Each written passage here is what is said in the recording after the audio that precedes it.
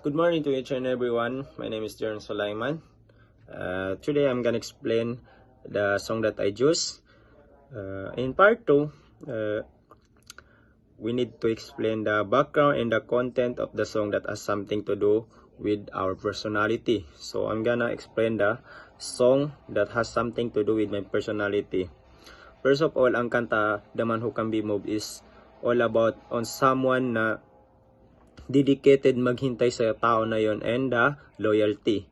So, bakit nga ba nalagay ko yung sarili ko sa kanta na to? Or bakit parang nare-reflect ko yung sarili ko sa kanta na to? Nare-reflect ko yung sarili ko sa kanta na to dahil tulad ng kanta ay I was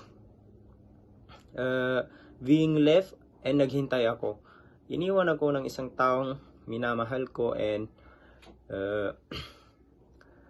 hinintay ko siya na babalik maraming panahon or sabi natin ilang buwan na rin akong naghintay na babalik siya hanggang sa umabot na rin ng taon and she still not come back. Dahil nga minsan may mga tao talagang mapupunta sa atin pero aalis rin. And tulad nga ng sa kanta, I'm still waiting to her. Naghihintay pa rin ako sa kanya na babalik kahit gaano pa yan katagal. Dahil nga, hindi ko pa rin siya makakalimutan. Ganun yung loyalty na binibigay ko sa kanya and dedication na paghihintay sa kanya na baka sakali ay babalik siya. Ang juice and background naman dito ay may isang taong nakatayo sa isang street kung saan may karaturas siyang I'm waiting. So, may mga building din dito. Also, the lights. Kasi nga gabi, ang nire-reflect nito ay gabi. Isang gabi na naghihintay ako sa isang tao na yon sa isang gilid ng city. So, akala ng mga tao ay ako ay isang pulubi. Or doon sa sinasabi ng kanta, akala ng tao ay isa siyang pulubi. Na hindi nila alam may inihintay siyang babae na kanyang minamahal na hindi na babalik. So, na sinasabi dito na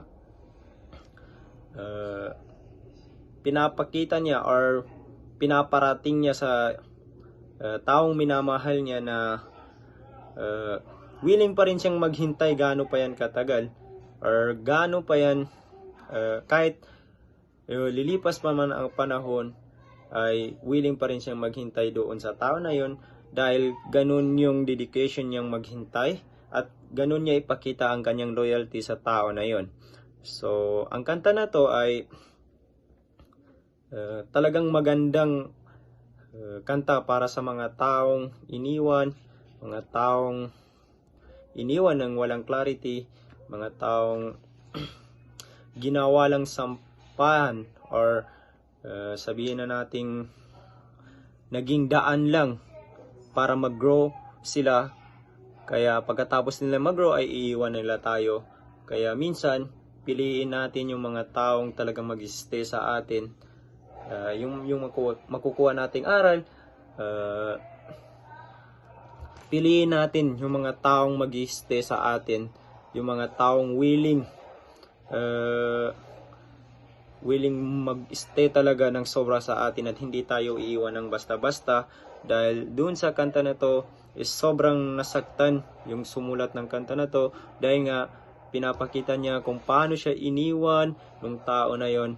That's why we have to choose our partner very well dahil hindi natin alam sa paglipas ng panahon ay iiwan rin nila tayo. Lagi natin piliin yung mga taong hindi tayo iiwan. And that's all. The Man Who Can Be Moved ay yan yung mga itong kanta na to ay sa mga taong hindi makausad pero kailangan na nating umusad guys dahil hindi natin alam na sila ay masaya na rin sa ibang tao kaya we have to move on na rin. Huwag tayong mag-stay sa kantang The Man Who Can Be Moved. Although nagre-reflect to sa aking sarili ay kailangan pa rin na makausad na rin. Dahil sila ay masaya na rin, kailangan rin natin maging masaya. Pero yun nga, it takes time to heal. And that's all guys. Thank you very much. Maraming salamat.